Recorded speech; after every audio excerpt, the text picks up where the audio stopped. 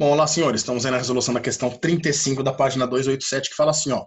Um raio luminoso monocromático, ou seja, de uma cor, de uma frequência apenas, incide numa lâmina de faces paralelas, planas, imersa no ar, de 4 centímetros de espessura.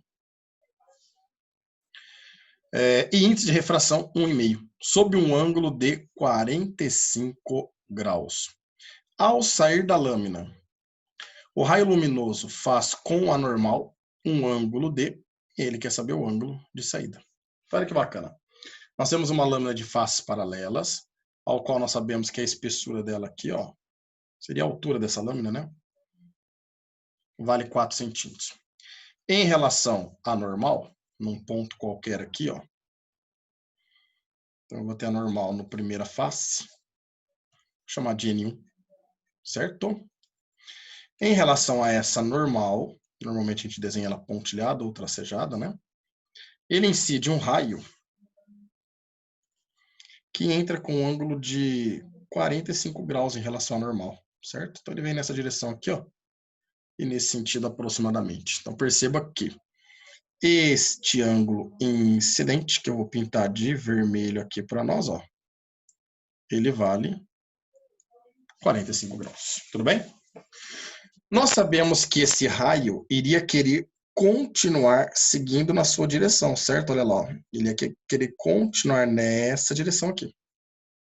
Só como ele passa do meio menos para o meio mais, a gente só sabe que ele sofre uma refração. Como ele vai para o meio mais, ele sofre um desvio, ficando mais próximo da normal para nós, certo? Então ele sai, sei lá, incide nessa posição aqui para nós. Vou gerar um pouquinho, que eu vou dar uma corrigida nele aqui, ó. Pronto, aqui fica melhor. Beleza?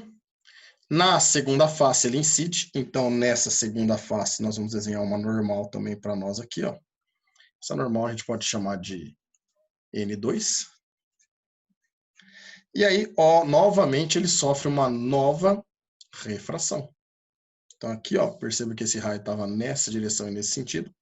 Agora ele vai tentar passar do vidro para o ar, ou seja, do meio mais para o meio menos. Obviamente que nós sabemos que a direção que ele gostaria de manter era a mesma, né? Ele queria continuar nessa direção. Porém, como ele passa do meio mais para o meio menos agora, ele tende a ficar menos próximo da normal, né? Então ele afasta.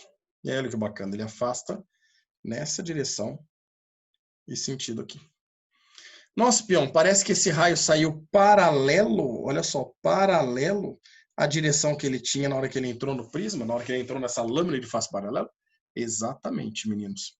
Então, só para a gente não confundir com raios, né? Isso daqui é uma projeção apenas do que ele queria fazer, se não houvesse mudança de meio aí. Mesma coisa aqui, né? É apenas uma projeção do que ele gostaria de fazer, se não houvesse mudança de meio. Mas teve mudança de meio, esse raio sofreu um desvio, e olha que bacana. Com relação à normal, ele entrou com um ângulo de 45 e aqui, ó, ele sofreu refração, saindo com um ângulo R1.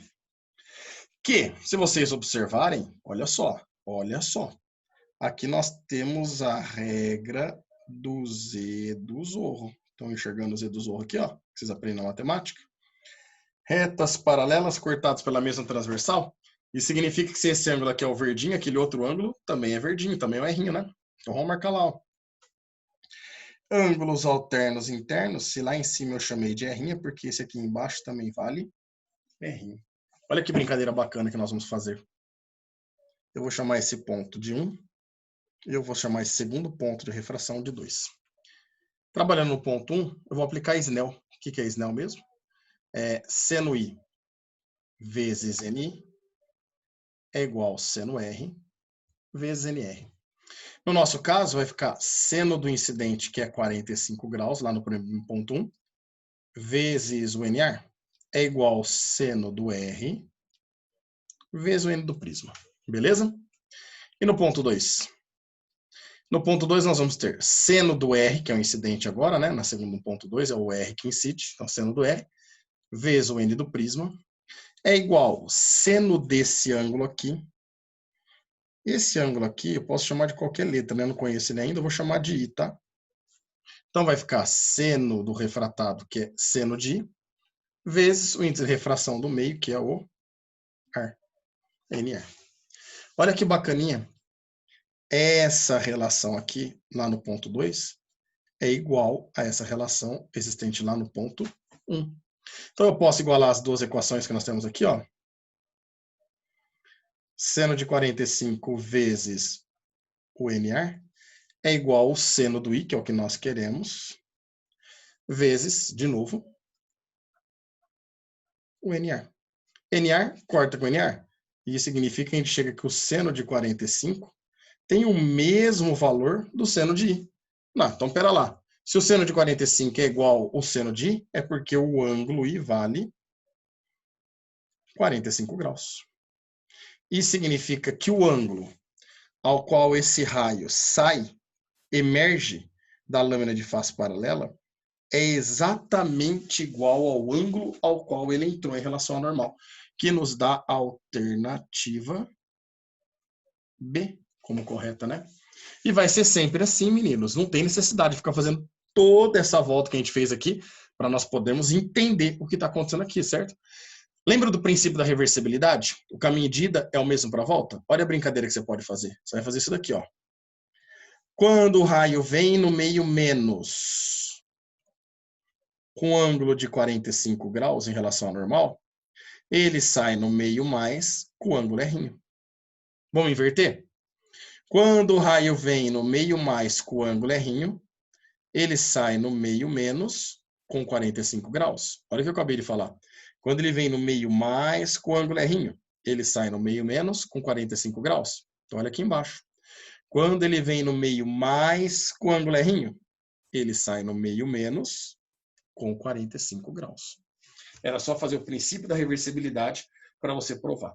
E é por esse motivo que nós podemos afirmar que esses dois raios aqui saem paralelos. Por isso que às vezes, o cara pede para você calcular aí qual é o desvio lateral sofrido pelo raio, né? Que aí tem uma formulinha, mas a gente opta por trabalhar com geometria para não ter que ficar decorando fórmula aí para vocês. Beleza, meninos? Um grande abraço a todos.